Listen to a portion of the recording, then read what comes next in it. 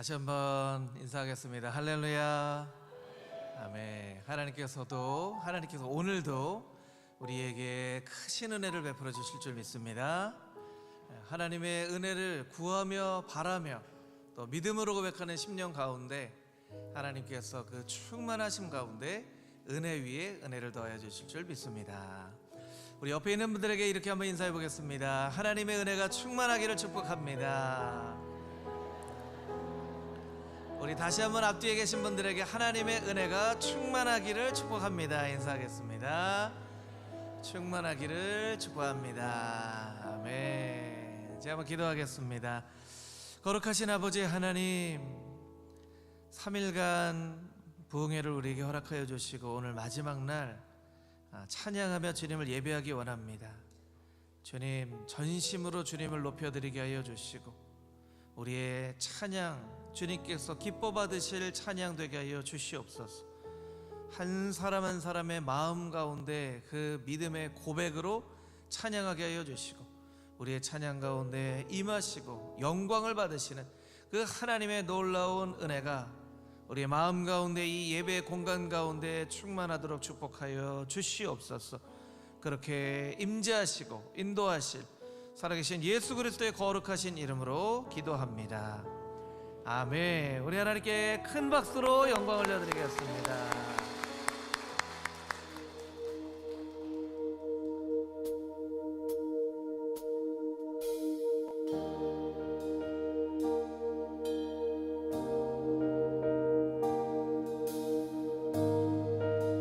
첫 찬양 올려드리며 나아갈 때 우리를 부르시는 그 주님의 음성에 우리가 믿음으로 발전하며 반응하기를 원합니다.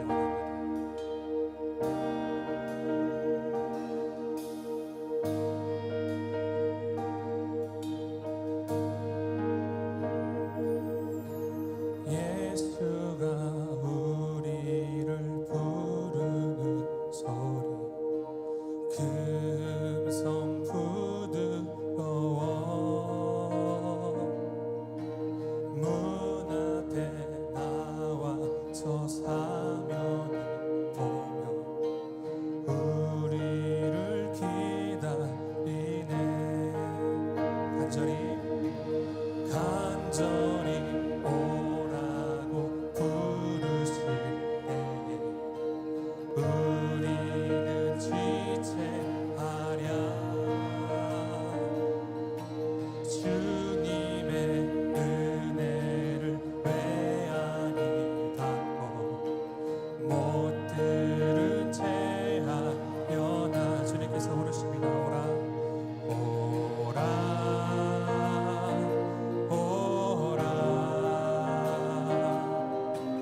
방황치 말고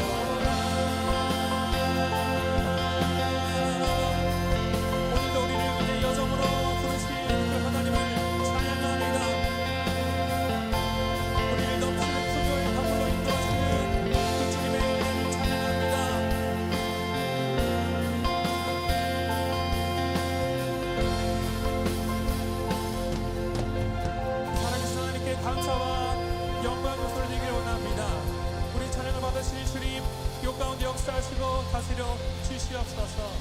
아멘. 다시 함께 자리에서 일어나셔서 하나님을 복주시면서 찬양하며 나아가겠습니다.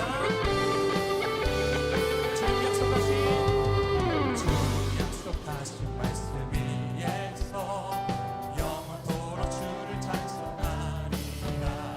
소리 높여 주께 영광 돌리며 약속 믿고 다시 한번 더 주님 약속하신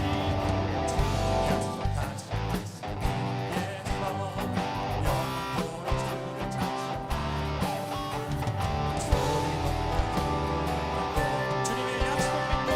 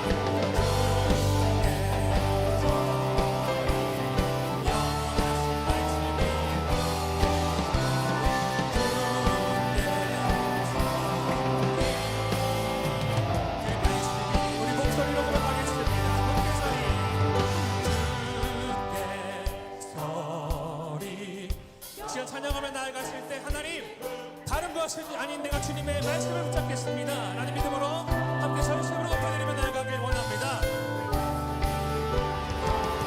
함께 소리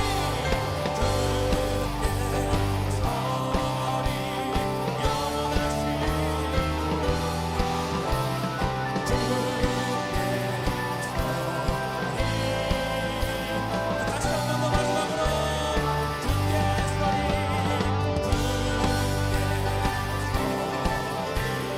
영원하신 말씀 위에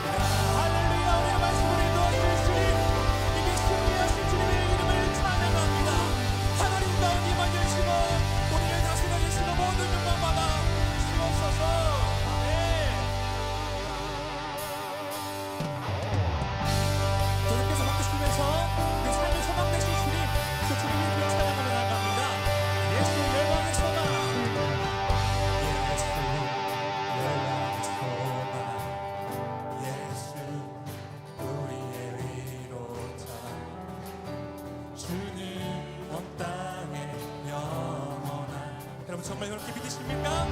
네.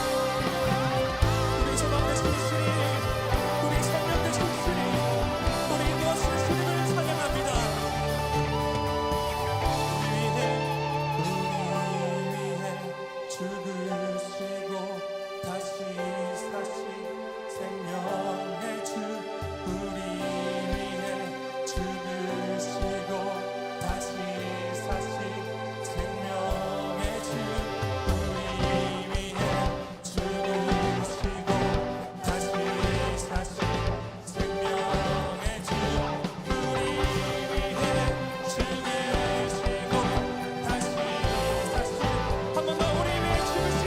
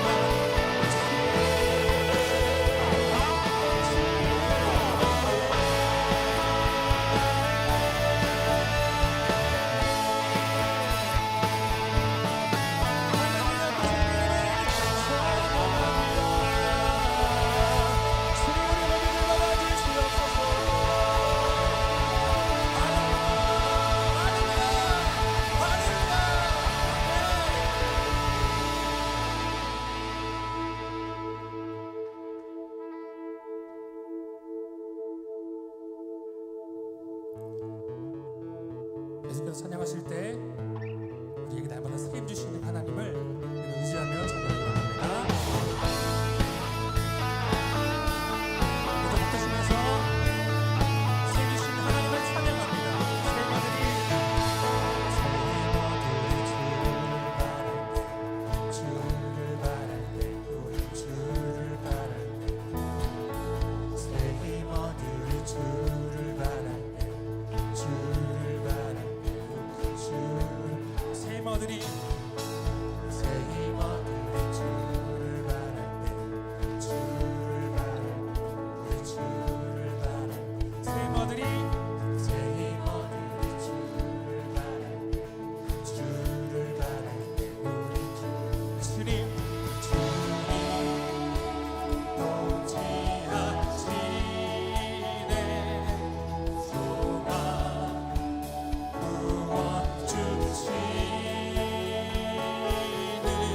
당신은 영원하신 주, 내 영원하신 주, 지치지 않은 약한 자,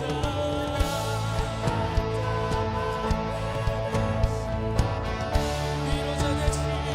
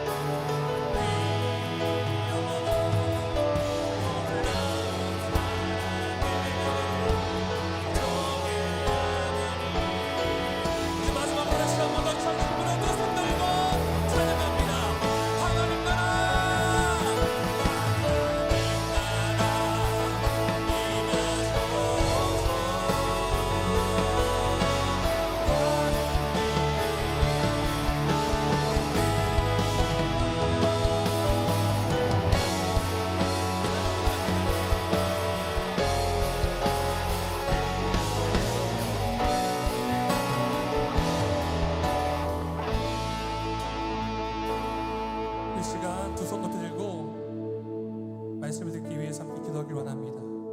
하나님, 내 삶에 하나님의 말씀이 아닌 다른 것들이 너무나 많이 나의 삶을 다스렸습니다. 하나님, 이 시간 하나님의 말씀을 우리가 사모하며 나아가오니 세우신 주의 종을 통하여서 선포되는 그 모든 말씀들이 우리 심령의 골수를 쪼개며 그 말씀으로 말미암아 우리 삶 가운데에 임하는 그 하나님의 나라를 누리며 나아갈 수 있는 우리 모든 하나님의 사람들 되어져 갈 수 있도록 역사하여 주시옵소서. 오늘 이 밤 가운데 주님의 역사하심을 비추어 주시옵소서. 함께 주님의 이름을 부르며 기도하며 나아가겠습니다. 주여, 사랑하는 하나님, 하나님의 이름을 찬양하며 나아갑니다. 하나님 가운데 주의 역사하여 주시옵소서. 하나님의 말씀을 사모하는 모든 신령들에게 하나님 세상의 거짓된 것들과 불안과 어둠을 자리를 잡는 것이 아니라 하나님의 영광을 찬양하는 빛이며 하나님의 말씀을 사모하는 것을 이끌어서 것을 경험하며 나아가는 이 새벽에 나아갈 수 있도록 인도하여 주시옵소서. 하나님 말씀을 찬양하며 나아가오니 하나님 말씀하여 주시옵소서. 전능하신 하나님, 이 시간에 가운데 길을 부어주시옵시고 하나님 살아계시니 우리 삶 가운데 너무나도 하나님 살아계신 그를 붙잡으며 나아가는 모든 하나님 사람들에게 알려 주시옵소서.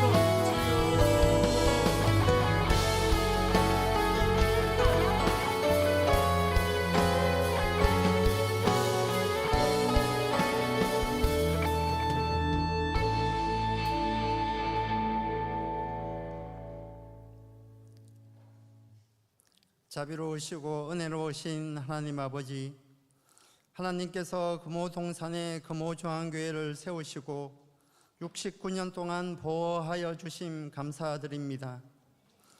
내년 70주년을 맞이하여 이번 부흥회로 저희의 심령이 새롭게 변화되고 하나님의 말씀과 성령님의 역사로 다시 부흥하는 교회가 되고자 하오니 크신 은혜를 베풀어 주옵소서. 사랑의 하나님 아버지, 부흥회 이틀 동안 김윤석 목사님을 통해 귀한 하나님의 말씀을 깨닫게 하신 감사드립니다. 정치, 경제, 사회, 문화, 영적으로 혼란한 시대를 살아가는 저희들은 지치고 힘들고 어려울 때가 많이 있습니다. 하지만 오직 의인은 그의 믿음으로 말미암아 살리라 하셨사오니 비록 저희들은 가진 것이 없으나 신실하시고 변함없으신 하나님께서 저희를 붙들고 계심 알게 하시고 오직 하나님 한 분만으로 즐거워하고 구원의 하나님으로 기뻐하는 믿음을 다하여 주옵소서.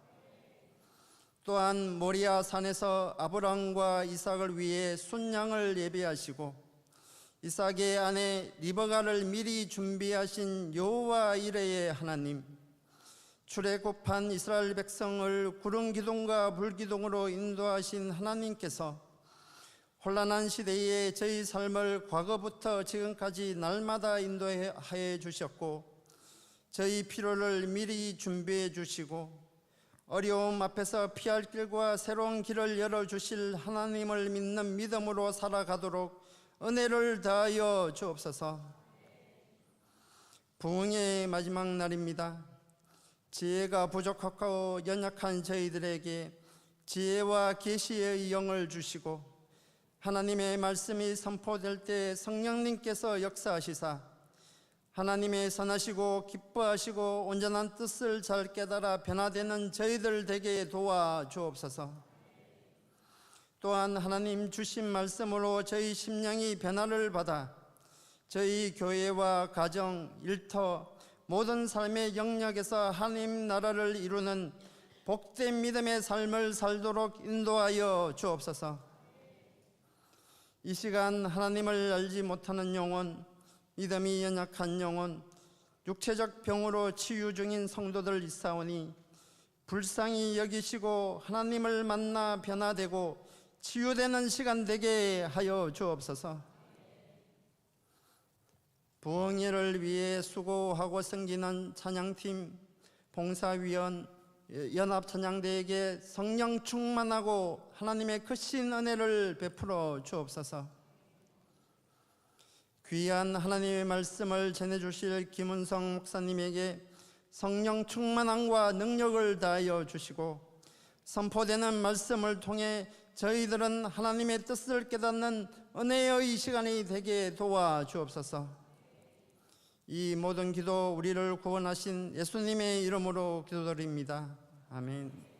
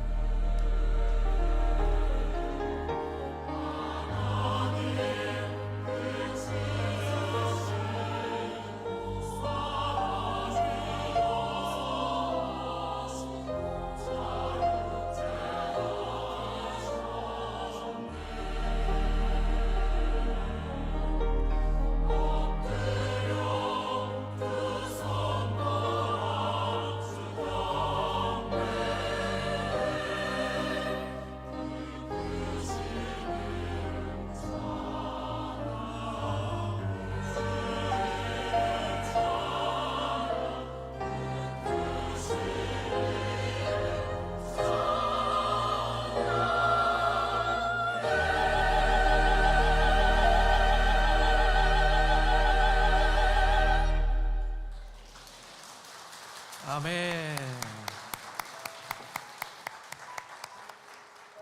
하나님께서 연합찬양대의 귀한 찬양 기쁘게 받으신 줄 믿습니다. 하나님의 구원하여 주신 놀라운 은혜를 날마다 찬양하는 하나님의 거룩한 백성들 다 되시기를 주님의 이름으로 축복합니다. 우리 옆에 있는 분들에게 이렇게 한번 인사해 보겠습니다. 하나님께서 당신을 구원하여 주셨습니다. 우리 다시 한번 인사하실 때 그 구원의 기쁨을 노래하며 찬양합시다.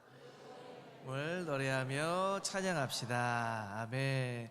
귀한 찬양으로 섬겨주신 우리 연합 찬양대 위에서도 우리 사랑의 박수를 한번 축복하겠습니다. 예, 부흥의 마지막 날 저녁 귀한 예배 자리에 오신 여러분을 주님의 이름으로 축복합니다. 하나님께서 오늘도 그 예배하신 복을 우리에게 쏟아 부어 주실 때 여러분 마음은 활짝 열고 하나님의 놀라운 은혜를 받아 누리는 우리 모두가 되기를 다시 한번 주님의 이름으로 축복합니다. 이번 주 암송 구절 우리 같이 암송하도록 하겠습니다. 여호수아 1장 8절, 사사기 21장 25절 말씀 우리 함께 암송하도록 하겠습니다. 시작. 율법책을 떠나지 말게 하며 주야로 그것을 묵상하여 그 안에 기록된 대로 다 지켜 행하라. 그리하면 내 길이 평탄하여 질 것이요 내가 형통하리라. 여호수아 1장 8절 말씀. 그때에 이스라엘에 왕이 없으므로 사람이 각기 자기 소견에 옳은 대로 행하였더라. 사사기 21장 25절 말씀. 아멘. 우리에게 주시는 말씀입니다. 마태복음 13장 33절 말씀. 우리 신약성경 21쪽에 있습니다. 마태복음 13장 33절 한 절 말씀인데요, 우리 큰 목소리로 같이 함께 읽겠습니다. 또 비유로 말씀하시되 천국은 마치 여자가 가루 서말 속에 갖다 넣어 전부 부풀게 한 누룩과 같으니라. 아멘. 이 말씀으로 적어도 괜찮습니다. 오늘도 김은성 목사님 은혜 말씀 선포해 주시는데요, 우리가 큰 박수로 우리 목사님 격려하고 환영하면 좋겠습니다.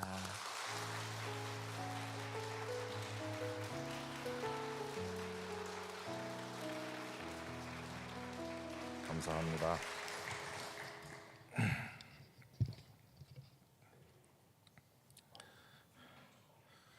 부족한 사람을 청해 주셔서 3일 저녁 우리 성도님들과 함께 말씀을 매개로 한 거룩한 교제를 가질 수 있게 된 것을 기쁘게 생각하고 여러분들께 감사드립니다. 이 땅에 많은 교회들이 있지만 그 교회들이 또 차이가 많은 것 같지만 여러분 차이에 집중하지 마시고 공통점에 집중하시기 바랍니다. 큰 교회든지 작은 교회든지 저 지리산 산골짜기에 성도가 몇 명밖에 없는 아주 작은 교회까지라도 공통점이 있습니다. 그것은 삼위일체 하나님을 믿는다는 것이고 예수 그리스도의 십자가와 부활을 통해서 우리가 구원을 얻는다는 겁니다. 그게 공통점입니다. 또 목사, 장로, 권사, 집사 생긴 것에 따라, 나이에 따라, 또 교회 다닌 연수에 따라서 차이가 많은 것 같지만 공통점이 있다면 다 죄인이라는 것이고 예수님의 보혈이 아니면 씻김 받을 수 없다는 것이고 다 주님의 선택과 부르심 가운데 은혜를 입어서 하나님의 자녀가 되었다는 것입니다. 이 공통점에 집중하면 시험에 빠지지 않습니다. 저 사람은 왜 저렇게 잘생겼을까? 나는 왜 이렇게 자유분방하게 생겼을까? 그런 것 때문에 시험에 들지 마시고 저 사람도 늙어서 죽고 나도 늙어서 죽는다. 얼마나 공평합니까? 그렇죠? 시험에 들 필요가 없어요. 그 다음에 똑같이 구원받는다. 그러니까 하나님 앞에 똑같이 감사하는 것입니다.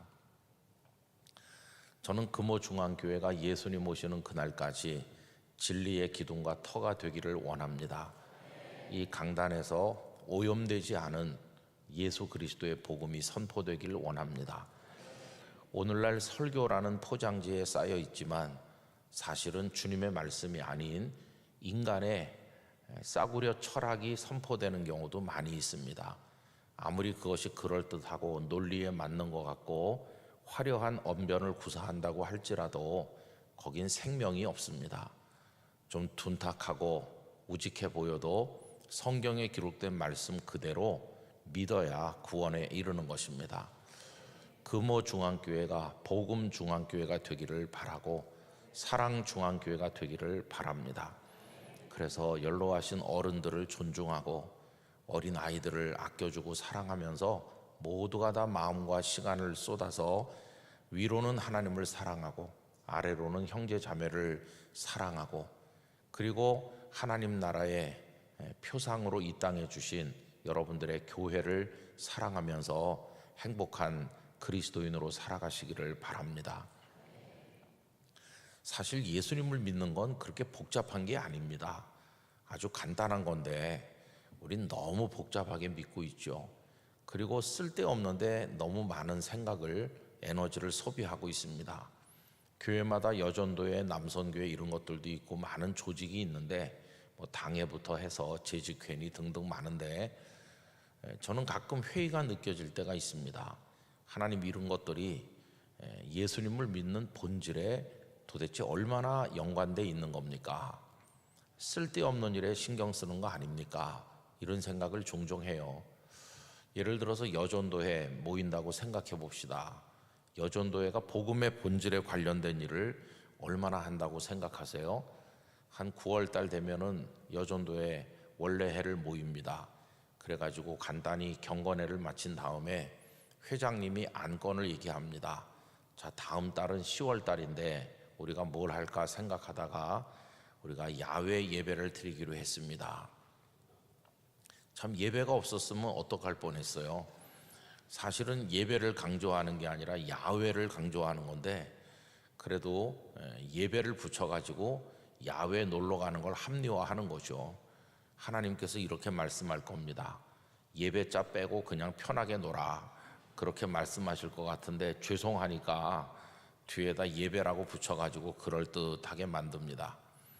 그래서 어떻게 생각하세요? 그러면 다 좋다 그래요. 다 좋다 그러는 이유는 뭐냐 하면은 야외의 매력을 느끼기 때문이에요.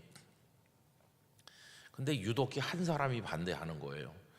왜 반대하세요? 그러니까 아니 지금 시국이 어떤 시국인데 야외 나가느냐고 교회 모여서 금식기도 하기를 제안합니다. 야외하고는 너무 거리가 멀거든요. 그러니까 어떤 사람이 야외 가서 금식하지 뭐 이렇게 또 농담하는 거예요. 금식기도 하자는 성도가 상처를 받는 거죠. 회의는 진행되고 그분은 마음이 상해가지고 슬그머니 나갑니다.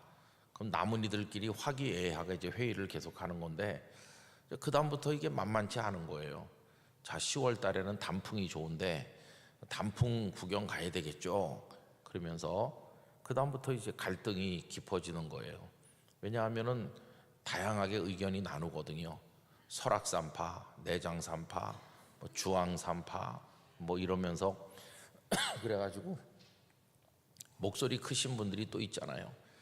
주황산이 최고라고 그러고 뭐 막 그러다가 이제 마지막에 설악산과 주황산으로 마지막 후보가 좁혀지면은 결국은 왈가왈부하다가 우리 그동안 주황산에 안 가봤는데 주황산 가보자. 그러면 설악산파가 상처를 많이 입어요. 그래서 슬그머니 일어나서 집에 가는 거예요. 속으로 그래 가서 주황산 잘 갔다 와봐라. 주황산파가 남았는데 그것도 또 만만치 않은 거예요. 왜냐하면은 관광버스 타고 갈까 아니면은 교회 봉고차들 총동원 시킬까. 예산 절감하려면 봉고차 총동원 해가지고 권사님도 남편 나오라고 그래, 운전해달라고 그래, 이런 식으로 하는데 또 어떤 분이 고상하게 안전도 생각해야 되니까 관광버스를 제안합니다. 옥신각신하다가 그래도 관광버스가 그럴듯하잖아요. 운전해 줄 사람도 마땅치 않고. 그래서 관광버스파가 승리합니다. 그러면 봉고파는 그냥 후퇴하는 거예요. 그럼 이제 난관이 끝났냐 하면 끝난 게 아니에요. 왜냐하면은 점심은 어떻게 하지? 그러면 이제 어떤 분이 점심은 거기 가서 사 먹지 뭐 이렇게 하니까 어떤 분은 한 푼이라도 아끼려면 교회에서 고기 볶아 가지고 가자. 밥해 가지고 상치쌈이나 많이 가져가자. 이러면서 또 옥신각신하다가 모처럼 놀러 가는데 거기까지 가서 밥을 해 먹어야 되겠냐고 그냥 거기서 한 그릇 사 먹고 말자. 그래갖고 이제 사 먹는 쪽이 승리하는 거예요. 그리고 가만히 둘러보니까 처음에는 50명이 회의를 시작을 했는데 남은 건 한 20명 남은 거예요. 다 갚버리고. 그래서 어쨌든 결정됐으니까 이제 20명이 가기로 했어요. 근데 다음 달 10월 말 원래해가 돼가지고 사업 보고 할 때 들어보면은 그 20명도 다 가지도 않고 이렇게 저렇게 사정이 생겨갖고 빠져서 관광버스 하려니까 너무 민망해가지고 그냥 봉고차 타고 갔다 왔다, 그렇게 보고하는 거예요.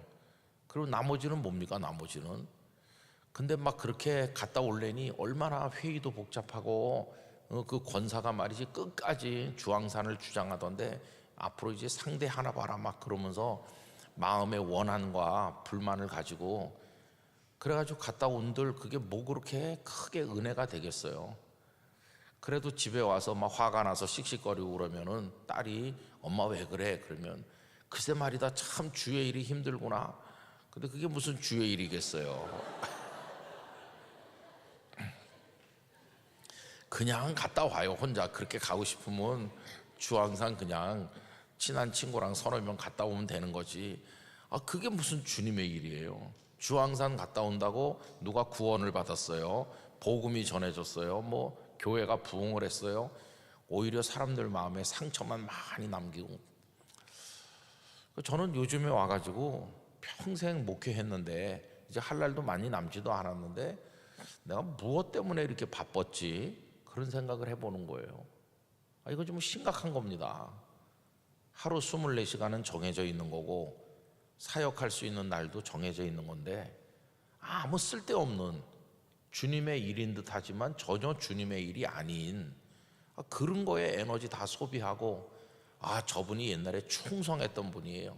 뭘 위해 충성했는지 그게 문제인 거예요. 너무 복잡하게 믿어요. 제가 그냥 우스운 예를 들어서 그런데 그런 이상한 이슈들이 재직회에서 막 싸움의 원인이 되기도 하고 당회에서도 싸우고 뭐 노회에서도 싸우고 막 열을 올리고 왜 그런지 모르겠어요. 여러분, 예수님을 믿는 건 그냥 간단한 겁니다. 내가 죄인인 줄 깨닫고 우리 생명의 근원 되신 하나님께 엎드려서 우리 죄를 회개하면 예수님의 보혈로 우리를 씻어주시고 너 이젠 내 자식이다, 내 아들 내 딸이야, 감격하면서 나 같은 사람 불러주신 은혜에 기쁨으로 응답하면서 천국을 향해 가는 거예요. 우리가 뭐 대한민국을 변화시키거나 세상을 변화시킬 수가 없어요. 그냥 천국을 향해 하루하루 오늘도 감사, 내일도 감사, 몸도 아프고 사업도 잘 안 되고 힘들 때 많지만 그렇게 고통의 삶이 영원하지 않다는데 오히려 위로를 받으면서 안개처럼 쓰러질 인생인데 그저 하루하루를 기쁨으로 살다가 어려운 사람 만나면 등도 두드려주고 몇 푼 주기도 하고 기도도 해드리고 그리고 또 안 믿는 사람 만나면 예수님 자랑도 좀 하고 그래서 예수님 믿게 도와주고 뭐 그러다가 때가 되면 주님께서 너의 수고를 그치고 쉬라 하시면 오래전부터 기다렸다는 듯이 할렐루야 찬송하면서 주님 나라에 가면 끝나는 거예요. 그게 그냥 예수 믿는 겁니다. 우리 초대교회 선배들이 뭐 대단한 일을 하자, 우리가 세상을 변화시키자 뭐 그러면서 큰 뜻을 품은 거 아니에요.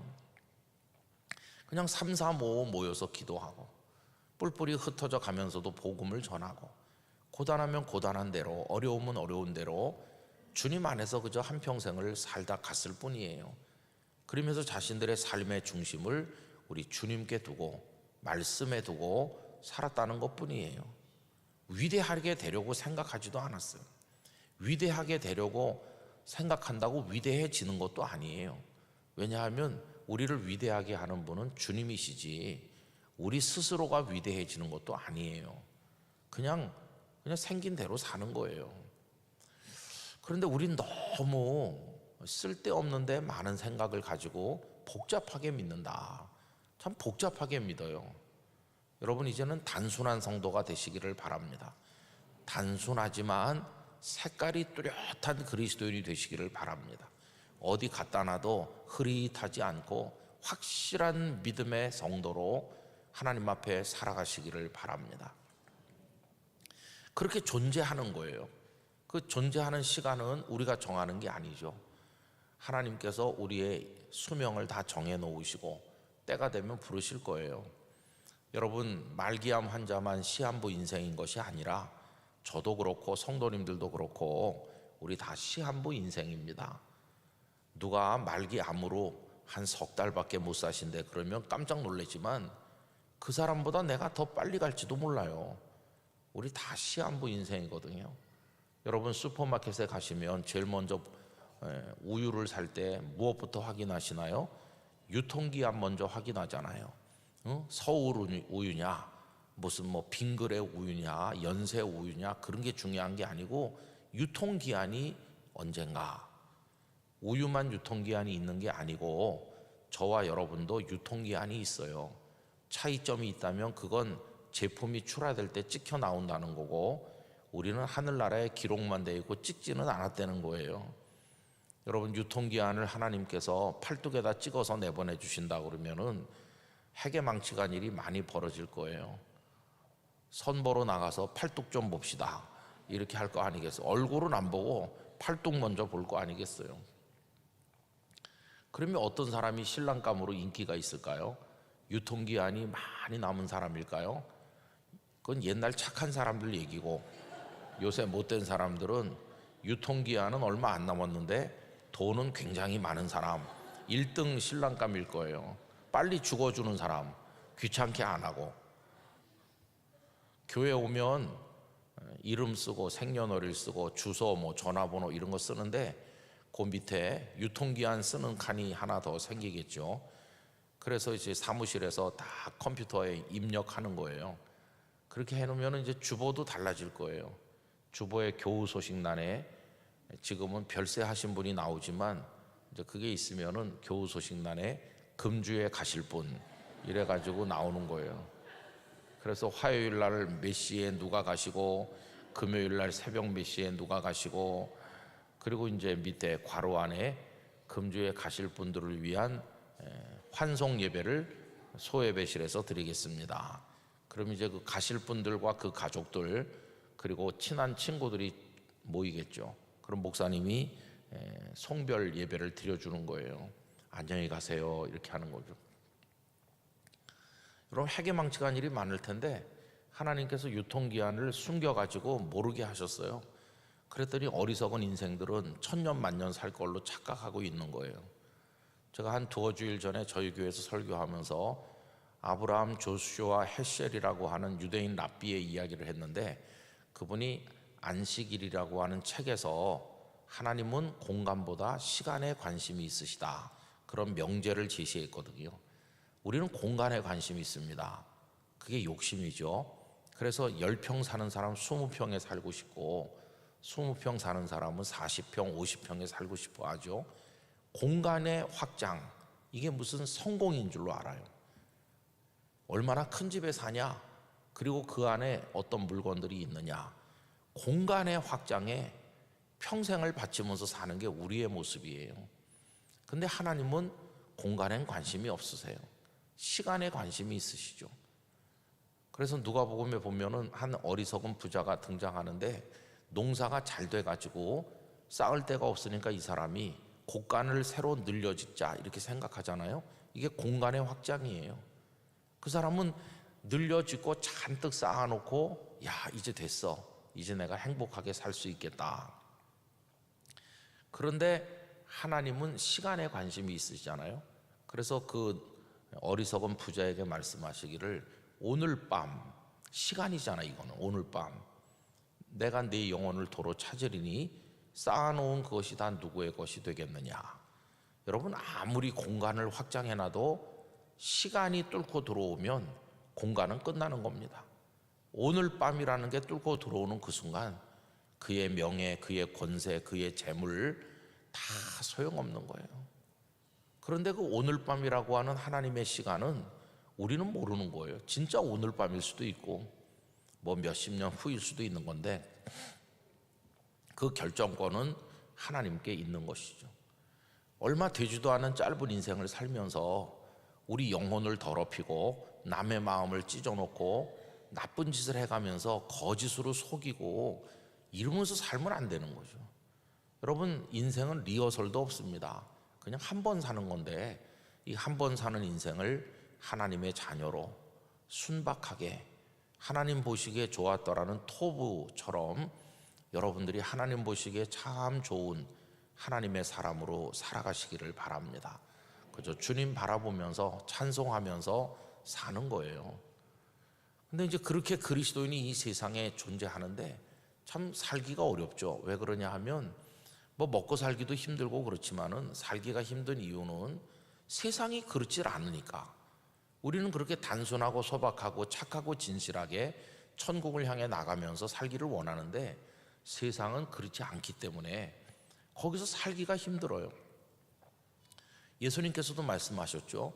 세상이 너희를 미워할 거라고. 왜 그러냐 하면은 너희보다 먼저 나를 미워했으니까. 선생인 나를 미워하는데 너희를 미워하지 않겠냐, 그런 식으로 말씀하면서 그리스도인으로 이 땅에 존재하는 것 자체가 고통이 될 것을 미리 말씀하셨어요. 우린 참 어렵게 이제 사는 거죠. 대한민국에서 예수 믿는 사람으로 사는 게 힘듭니다. 아직도 교회 다니냐? 이렇게 놀린다고 그러잖아요. 그리고 우리는 대한민국 사회에서 영향력이 없는 것 같아요. 옛날에 영향력이 좀 있었을 때는 이런 말을 하지 않았어요. 선한 영향력을 끼치자, 그런 말을 하지 않았을 때는 영향력이 있었어요. 근데 요새는 무슨 집회를 하든지 기도할 때 주여 선한 영향력을 끼치게 해 주시옵소서 이렇게 기도하는데 아무 영향력이 없어요. 우리가 영향력이 있다면은 우리 기독교인들이 그렇게 얘기하잖아요. 동성애 이런 거 하면 안 됩니다. 차별금지법 이런 거 만들면 안 됩니다. 그러면은 우리가 영향력이 있다면 세상이 아 그렇습니까? 그러면서 그걸 포기해야 되는데 우리가 아무 영향력이 없으니까 아무리 우리끼리 모여서는 선한 영향력을 끼치자고 소리 질러도 세상 사람들은, 예수쟁이들은 맨날 시끄러워 이러면서 우리를 무시하잖아요. 그 무시당하는 원한이 사무쳐가지고 기도한다는 명분으로 포장을 해서 작년 10월 27일 날 200만 명 모이자 이렇게 했잖아요. 저희 교회에서도 광고를 매 시간 했고 저도 거기 갔고 마지막에 또 기도회 인도할 때 제가 한 순서를 맡기도 하고 그랬는데 참 답답하고 부끄럽다. 왜 우리가 주일날 말이지 전국에서 여기까지 모여가지고 길바닥에서 일해야 되나. 예수님은 그렇게 하지 않으셨거든요. 예수님은 소리를 높이지 않으신다. 그런데 우린 소리를 높이죠. 예수님은 광장에 모여서 그렇게 하지 않으셨는데 우리는 광장에 모여서 그렇게 하잖아요. 그날 예배드리면서 성도들에게 이렇게 말씀드렸습니다. 우리가 광장에 나가지만 우리의 마음만은 골방에 들어가는 마음으로 갑시다. 그리고 우리가 소리를 높이겠지만은 털 깎는 자 앞에도 잠잠했던 예수님의 침묵을 배우는 마음으로 참석합시다. 그리고 회개를 촉구하기 위해 가는 게 아니라 우리 자신을 회개하기 위해서 갑시다.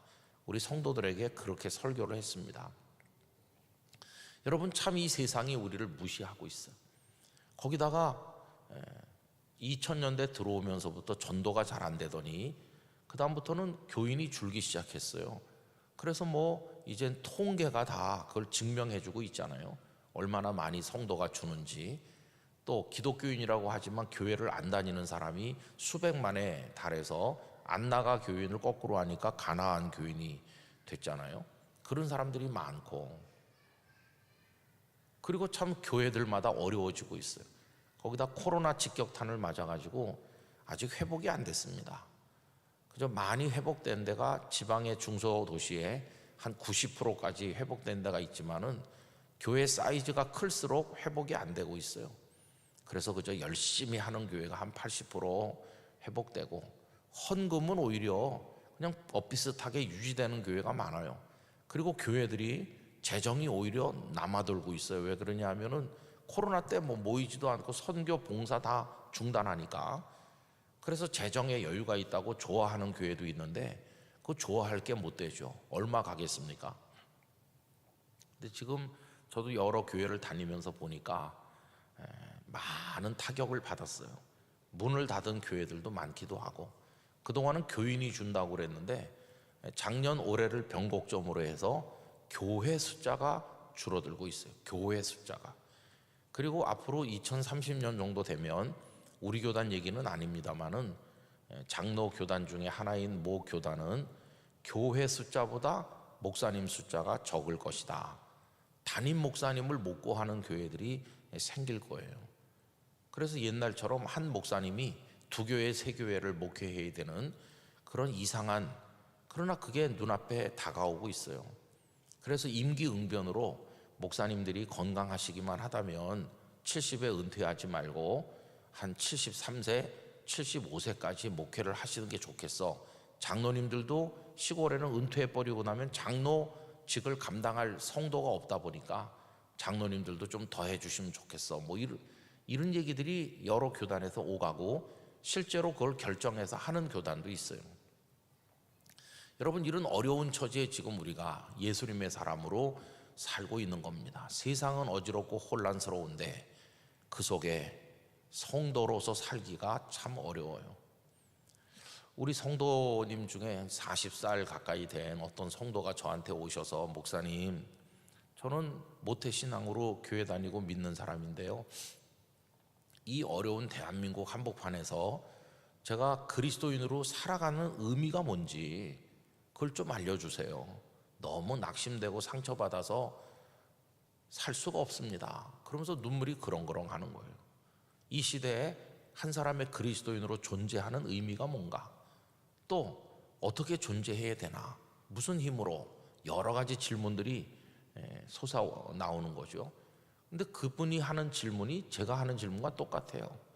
하나님 이렇게 모든 게 내리막으로 기우는 이 시대에 한 교회 목사로 살아간다는 의미가 뭡니까?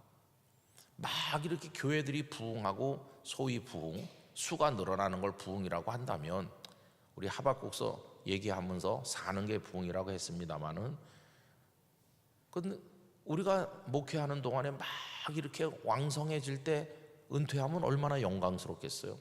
근데 이렇게 막 내리막으로 내려갈 때 바톤을 물려줘야 된다고 생각하니까 억장이 무너지는 거죠. 이걸 어떻게 좀 되돌려야 되겠는데, 그래서 하나님 앞에 나가서 기도하면 어떤 때는 기도도 잘 안 돼요. 너무 마음이 무겁고 낙심돼요. 언론기관 같은 데서 인터뷰 요청을 많이 해옵니다. 목사님, 이 코로나 시대 혹은 코로나 이후에 한국교회가 나갈 길이 뭔지 인터뷰 좀 해주세요. 하나도 안 했어요. 모르는데 무슨 인터뷰를 합니까? 모르는데 뭐. 저는 그때부터 전문가를 안 믿기로 했어요. 코로나가 막 시작됐을 때 소위 전문가님들이 인터뷰하고 이런 걸 많이 봤거든요. 근데 그분들이 나와갖고, 의학 전문가들이 나와서 한 석 달이면 코로나는 끝날 겁니다, 이렇게 말해서 난 믿었어요. 그래서 우리 교회에서는 119 대작전이라는 걸 했어요. 한 석 달이면 끝난다고 하니까 119일이면 거의 넉 달이니까 119, 119일. 매일 새벽 교회 오지 못하는 현실을 생각하면서 한 5분에서 10분짜리 영상을 찍어서 매일 새벽 성도들에게 보냈어요. 거기 이제 성경 묵상도 있고. 그래서 119일 하면 코로나가 딱 끝나고 정상으로 올 줄 알았더니 안 끝나는 거예요. 그래서 그 다음부터 한 친구 운동이라는 걸 했는데, 한 친구 179, 왜 179로 했냐 하면은 119 끝난 다음 날부터 12월 31일까지가 179일이더라고요. 그래서 한 친구 운동이라는 걸 해가지고 또 그걸 했어요. 그 이듬해도 안 끝나고, 그 이듬해도 안 끝나가지고 뭐 말씀 따라 뭐 365일도 하고 뭐 또 뭐 영락 오이코스라는 이름으로 또 하기도 하다가 요새는 말씀 산책이라는 이름으로 하는데, 2020년 코로나 시작되던 해 3월 1일부터 지금까지 매일 새벽 제가 그 영상을 찍어서 올리고 있어요. 그건 성도들이 홈페이지나 유튜브에서 다운받아가지고 카톡방으로 막 돌리는 거죠. 아침에 그 짧은 영상을 사람들이 많이 보신다고 그래요. 길지 않아서 보는 것 같아요. 그 부분 주일 설교는 참 듣기 힘들어 하시는 것 같아요.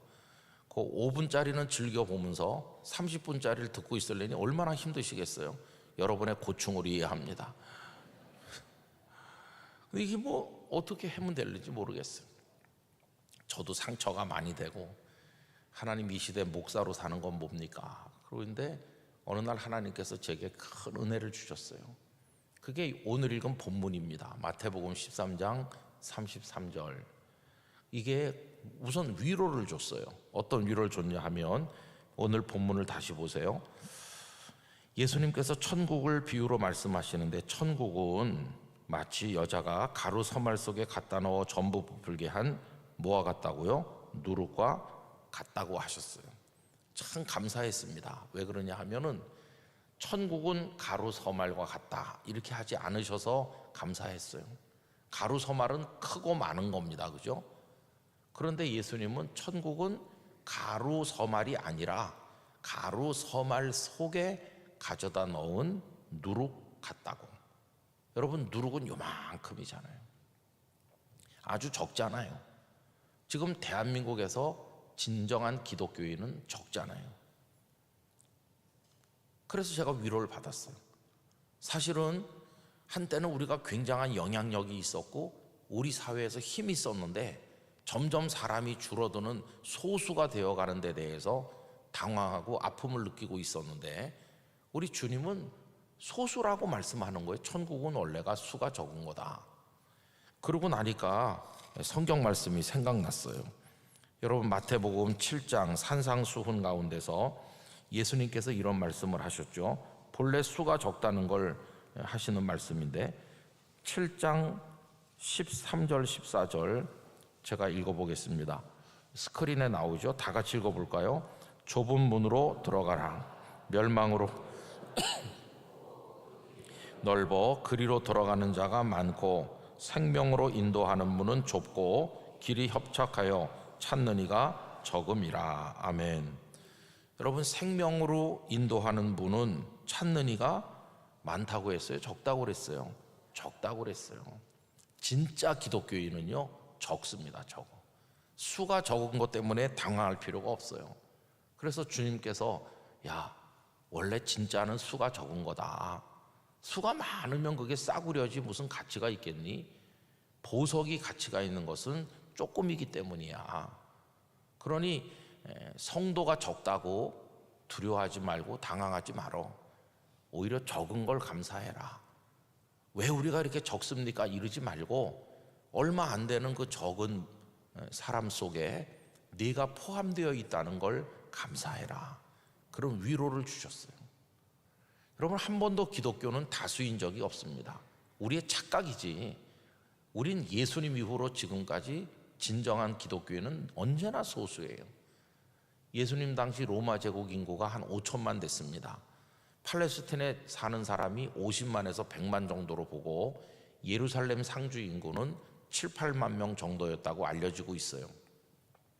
근데 그 중에서 예수님은 겨우 12명, 다락방에 모인 사람은 겨우 120명. 소수예요, 소수. 전체에 비하면 아주 소수예요. 근데 그렇게 계속 내려온 거예요. 소수가 예수님을 구주로 믿고 3, 4, 5 모여서 기도하고 물고기 그림 그려서 내가 천국의 사람이라는 걸 알리면서, 그러다가 얻어맞기도 하고 끌려가기도 하고 죽기도 하고 그런 거예요. 그렇게 우리 선배들은 존재했어요. 소수임을 두려워하거나 부끄러워하지 않고 오히려 자랑스럽게 여기면서. 그래서 제가 깨달은 건 이겁니다. 소수로 사는 법을 배워야 되고, 소수 중에 포함된 걸 자랑해야 되고 긍지를 가져야 되겠구나. 중세 유럽은 100% 크리스찬이지 않았느냐? 아닙니다, 여러분. 그때는 태어나면 다 교회 등록되니까 국민이자 교인이었는데, 그때도 진짜 예수님을 통해서 중생한 사람은 소수였어요. 대한민국 5천만이 넘는 사람들 중에서 진짜 그리스도인은 수가 적습니다. 여러분, 수가 적은 것 때문에 풀 죽지 말아야 돼요. 수가 적은 게 당연한 거예요.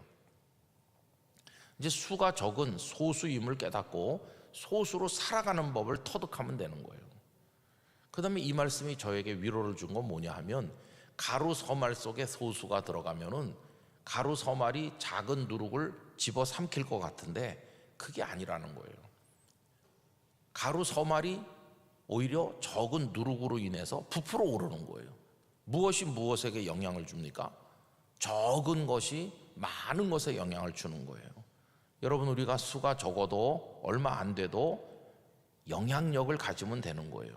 근데 그 영향력은 진짜 어디서 오느냐 하면은 우리가 모양새만 누룩인 게 아니라 진짜 누룩이면은 우리 주변에 있는 것들이 부풀어 오르는 거예요. 그럼 변화가 오는 거예요. 그럼 여러분, 이제 그렇게 변화가 올 때 필요한 게 있어요. 필요한 거. 앨런 크라이더라고 하는 분이 쓰신 책이 있어서 읽었는데요. 초기 교회와 인내의 발효라는 책이 있습니다. 이 책 표지가 나오네요. 이 앨런 크라이더는 2세기, 3세기, 4세기 그때 그 교회 지도자들, 소위 처치 파더, 교회 아버지라고 교부라고 그러죠. 그분들의 문헌을 샅샅이 스터디를 했습니다. 그리고 우리의 많은 선입견이 잘못됐다는 걸 알려줬는데 313년에 콘스탄틴 대제가 기독교를 자유롭게 믿으라고 공인해 줬어요. 이걸 밀라노 칙령이라고 하는데 우리는 그때 기독교인이 로마 제국 전체 인구의 한 과반 이상이 됐기 때문에 황제가 어쩔 수 없이 기독교에 자유를 줬나 보다 이렇게 생각했었어요.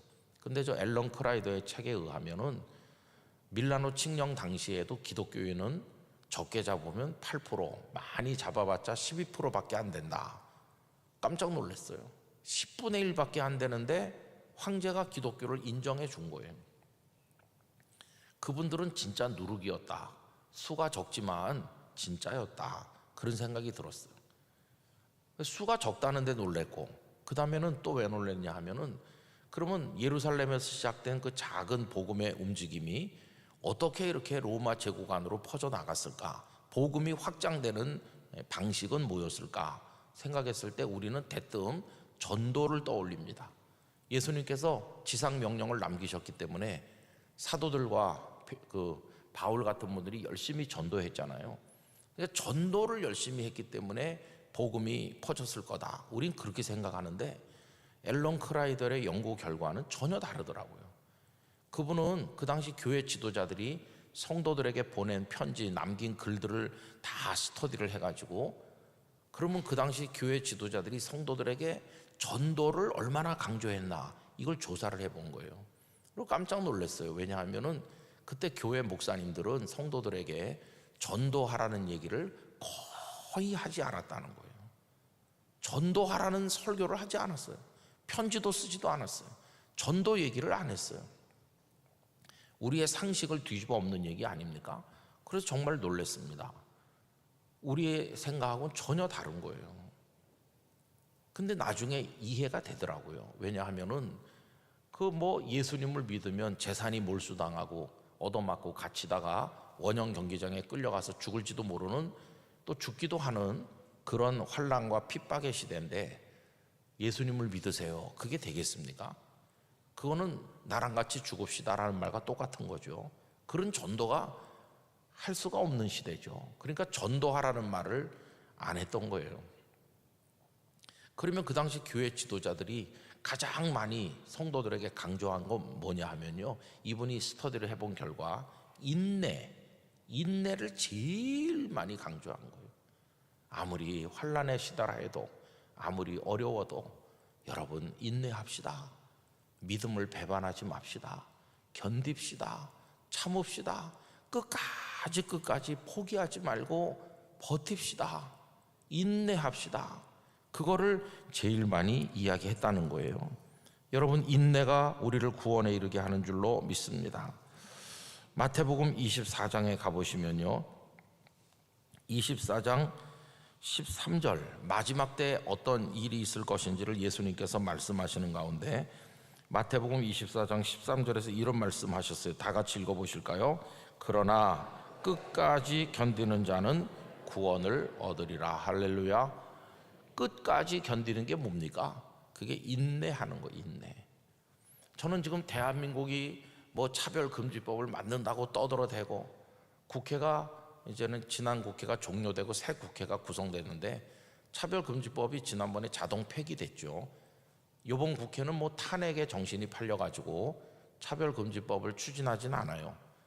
차별금지법 이런 거 하지 말라고 저도 국회의원들 많이 만나서 설득하고 이렇게 했는데 더불어민주당 사람들이 뭐 또 정의당 이런 데서 전에 많이 했잖아요.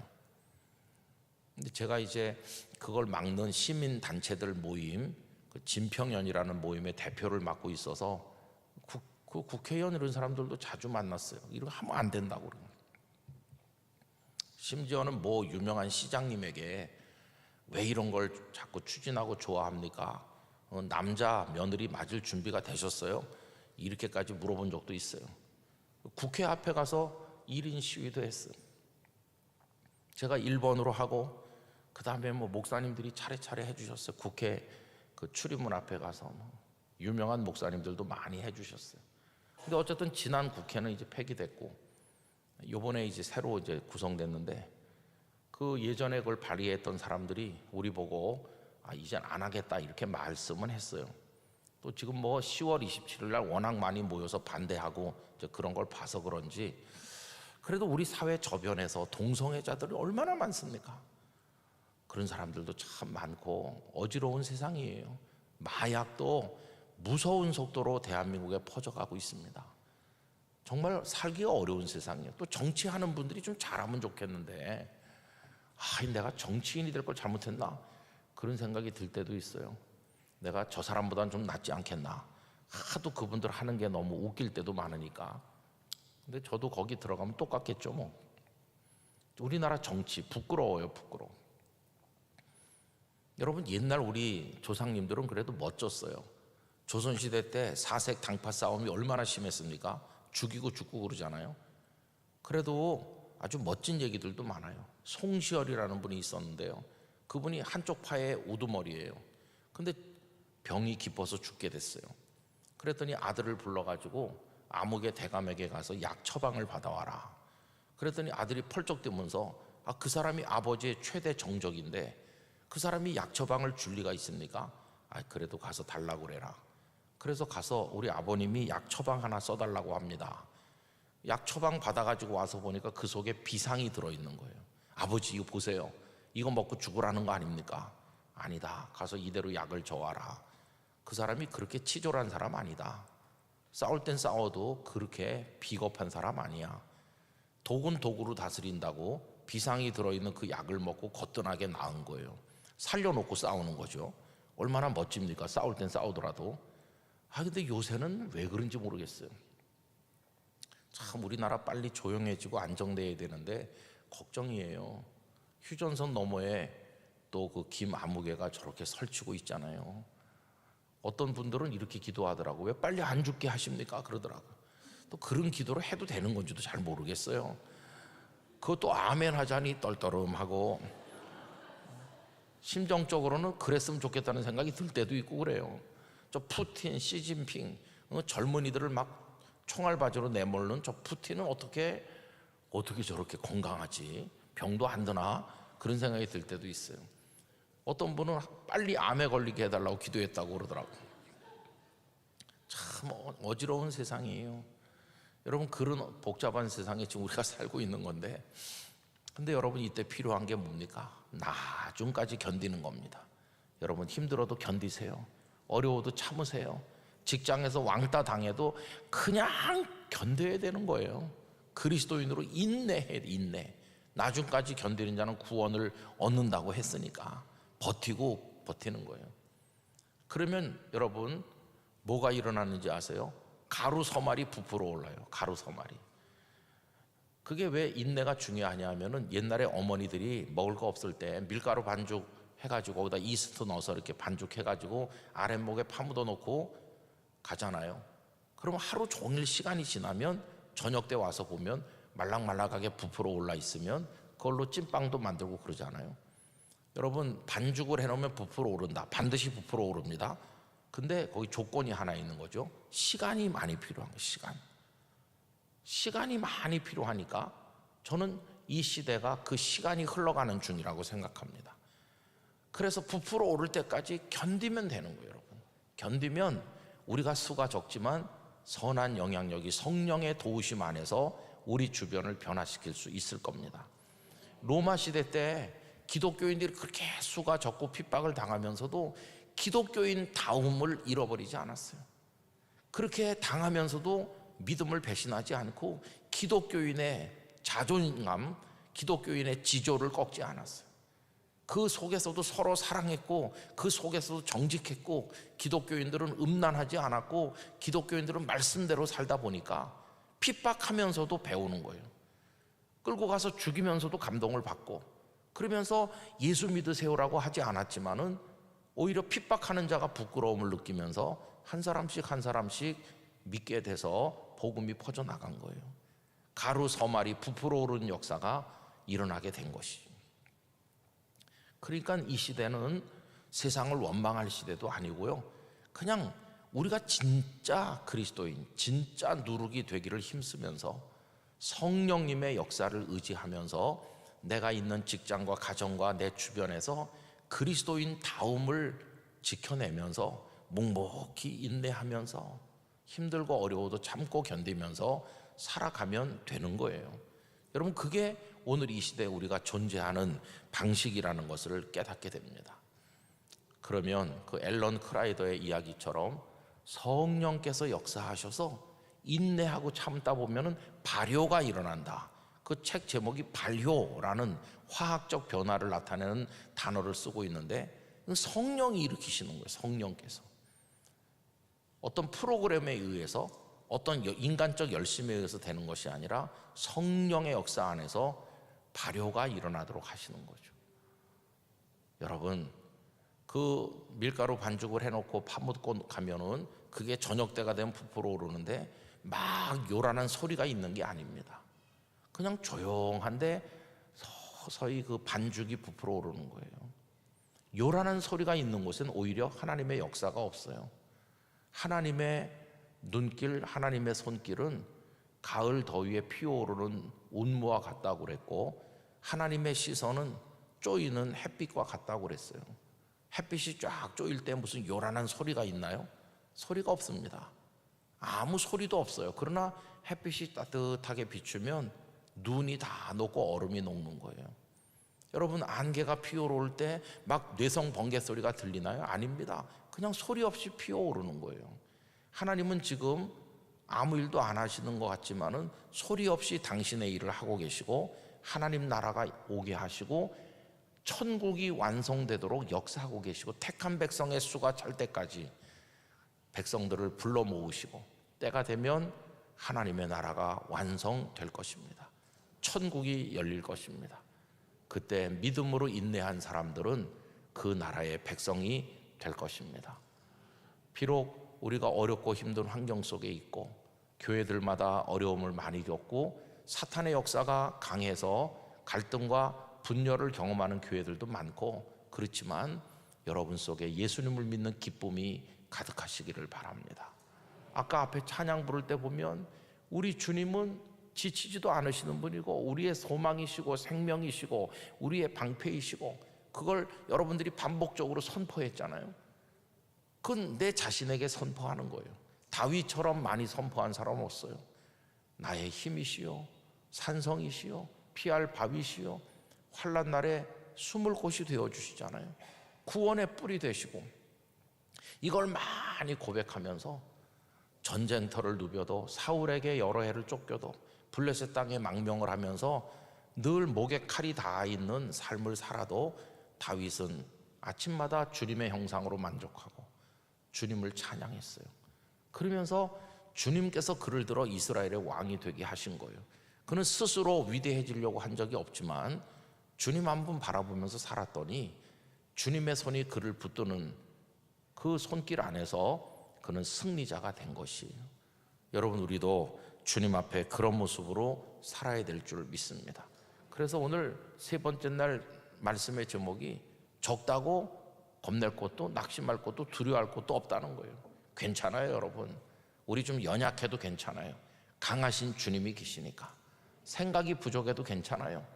전능하시고 지혜로우신 주님이 계시니까. 내가 완벽할 것 같으면 주님을 뭐하러 믿겠어요? 내가 연약하니까, 실수하니까, 쓰러지니까, 무능하니까 주님이 우리에게 필요한 것이에요. 그게 당연한 것이에요. 그리고 여러분, 그런 모습으로 서로 아끼고 사랑하면서 금호중앙교회를 아름다운 교회로 갖고 나가시길 바랍니다. 이 교회는 하나님께서 여러분에게 주신 큰 선물입니다. 이 교회를 통해 말씀을 받고, 이 교회를 통해 하나님의 은혜를 경험하고, 이 교회를 통해서 우리 자신이 그리스도인됨을 매일같이 확인하는 것이에요. 그러면서 고단한 이 인생길을 걸어가는데 옆에 서로 힘이 되어주고 어깨 동무가 되어주고, 그러면서 천국을 향해 나가게 되기를 원하는 것입니다. 여러분, 구원의 문제는 누가 도와줄 수가 없어요. 외로운 단독자로서 하나님 앞에 설 뿐입니다. 부모, 형제, 처자 누구도 도와줄 수 없어요. 내 믿음 가지고 내가 하나님 앞에 가는 건데, 주여 나를 이 시대에 부패하지 않고 타락하지 않은 소박하고 단순하지만 십자가 붙들고 부활의 생명을 믿는 진짜 예수님의 사람 되게 해주시고, 만나는 이들에게 친절하고 사랑을 베풀고 복음을 전도하면서 부족하지만 주님의 뒤를 끝까지 인내함으로 따르게 하여 주옵소서. 저의 삶이 마치는 그날 영광스러운 주님의 품에 안기게 될 줄 믿습니다. 그런 모습으로 살아가시기를 바랍니다. 아내와 남편, 우리 몸을 통해 낳은 사랑하는 자식들도 가만히 보면 그들도 그렇게 존재하다가 다 따로따로 주님 나라에 가야 될 그런 사람들이에요. 내가 낳았으니까 내 새끼 이렇게 사랑하지만은 그들은 또 그들대로 하나님 앞에서 자신들의 삶을 결단해야 되는 것이고, 내 남편도 내 아내도 그렇게 보면 눈물 나는 거예요. 어떻게 우리가 이 땅에 와서 80억이 넘는 사람 가운데 부부로 맺어졌나? 그리고 또 부모 자식의 관계가 됐나? 이들이 실패하는 그리스도인이 되면 안 될 텐데, 우리가 떠난 다음에도 우리 아들, 딸들이 잘 인내하면서 믿음 지키면서, 그리고 이 땅에서 주님의 사람으로 성공적인 믿음을 가지고 살아야 될 텐데, 이들을 누구한테 맡기겠어요? 주님 손에 맡기는 수밖에 없어요. 주님 손에. 그리고 아들 며느리, 아들 장가 보내서 며느리 맡고 딸 시집 보내서 사위 맞을 때 참 기쁜데, 달리 기쁜 게 아니라 우리가 떠나도 서로 믿음을 격려할 믿음의 파트너가 얘한테 생겼구나, 이렇게 생각하니까 사위가 고맙고 며느리가 고맙더라고요. 네가 서로에게 힘이 되줘라, 같이 믿음을 격려해라, 그러면서 너희들의 믿음의 인생을 살아가는 데 있어 성공해라, 피차에게 힘이 되줘라, 참 고맙다, 그렇게 며느리를 맞이하면서 생각을 했어요. 근데 며느리가 그것만 잘해줘도 고마운데 손자를 둘씩이나 낳아주다니 정말 고맙죠, 그죠? 그래서 이번에도 한 달 전에 둘째를 또 낳길래 제가 정말 고맙다는 마음을 얘기했어요. 우리 집에 들어와서 고맙다고. 여러분, 그러면서 한평생을 사는 것입니다. 내일도 예배하는 주일인데 예배하러 나와서 뭘 확인하는 겁니까? 하나님이 우리 아버지심을 확인하는 거고, 예수 그리스도가 나의 구원자 되심을 재확인하는 것이고, 나는 그분을 따르는 오늘 이 시대 누룩 같은 그리스도인임을 재확인하는 것이에요. 여러분, 나와서 찬양으로 영광 돌리시기 바라요. 다른 데 시험 드시지 마세요. 오늘 왜 목사님 설교는 저렇지, 왜 찬양대는 저런 찬양을 골라서 부를까, 이런 거에 시험 드지 마시고 그저 감격적으로 우리가 주님 사람 된 거 너무너무 기뻐하면서 하나님 앞에 살아가시기를 바랍니다.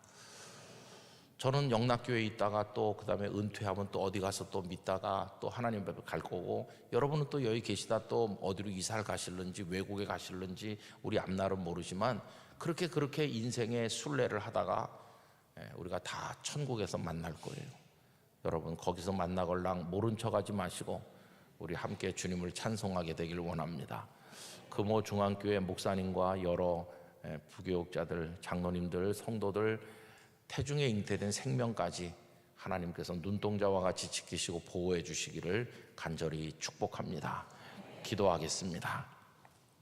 존귀하신 아버지 하나님, 어리석고 둔한 종이 3일간 성도들과 말씀을 나누었습니다.